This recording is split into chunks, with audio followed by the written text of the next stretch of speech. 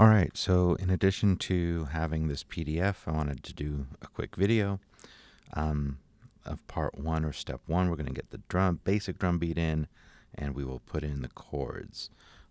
So I'm looking at this PDF that we created.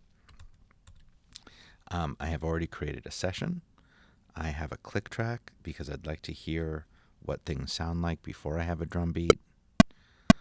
The tempo of this song is 120 BPM, so I'm not going to change the default tempo. I've put in the rock drum kit from Expand. You can really use just about anything. Change your sounds later. That's the beauty of MIDI, especially when it comes to this piano. But let's jump right into it. So I'm going to get my MIDI editor open. That's interesting. I don't want to see any of these things. Okay, let's try that again. I don't want to see that track. I want to see this track.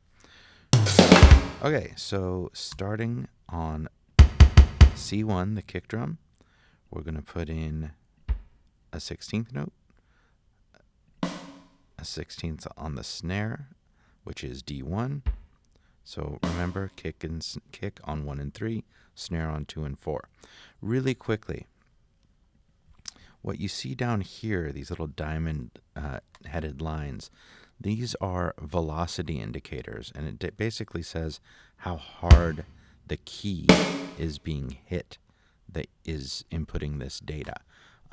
It is coming in at a fairly low preset or default. So if we highlight these, we can bring them up, and we will get to, when to vary your velocities, because you don't want to have static velocities like this, but we want to be able to hear it. So I'm bringing those up. And then I am going to go, and actually that's it. That is it for this initial drum beat. Just the 1, 2, 3, 4, no hi-hat, no nothing.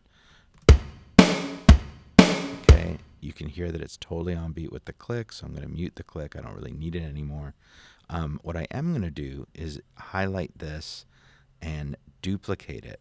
And duplicating is Command D, and it's really, really useful when you have a perfect clip, one that is not extra long or anything, and you know that this is the exact length that you want.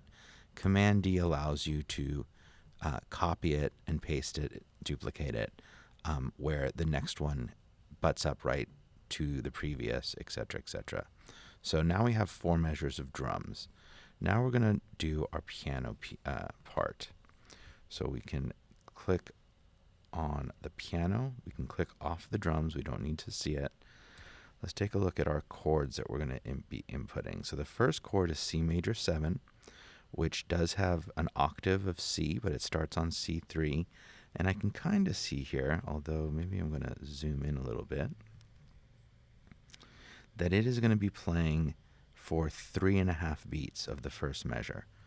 All right, so let's do this. So C3, 3.5 beats. Okay, so 1, 2, 3, into the 4th of measure 1. All right, so that's C3, E3, G3. So C, D, E, G.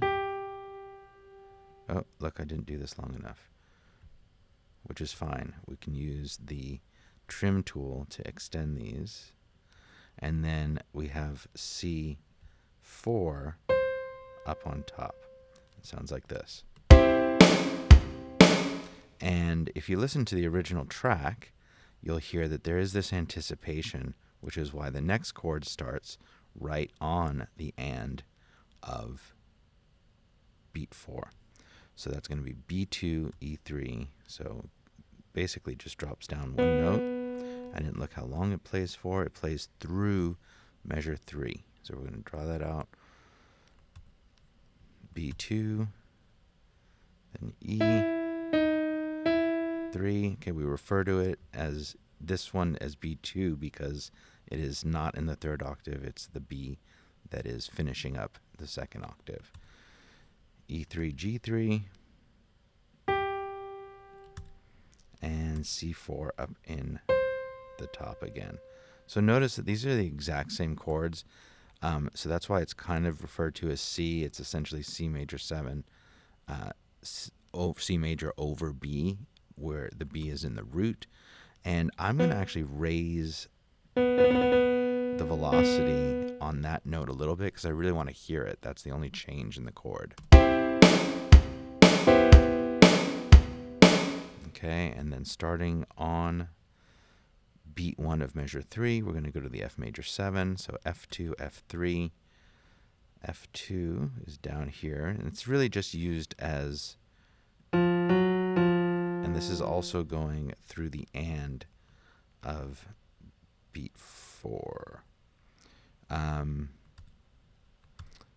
F2, F3,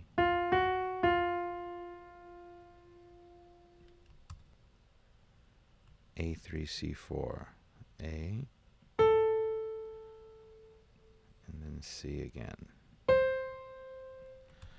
And the last chord, F minor with a major 7th, F2, F3. So these are the same.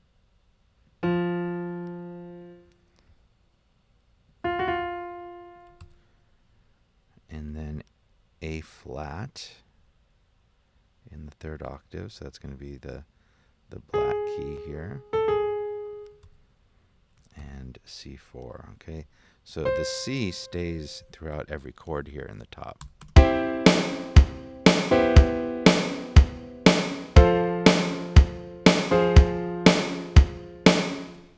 And that is it. That chord change plays throughout the song.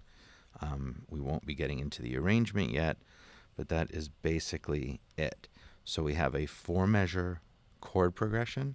We have 4 individual measures of our basic drum beat, okay? And if we look back at these instructions here, we are going to add hi-hats, but we don't need to do that quite yet. We're going to get to that once we start to arrange, and we'll start to, build out our drum parts.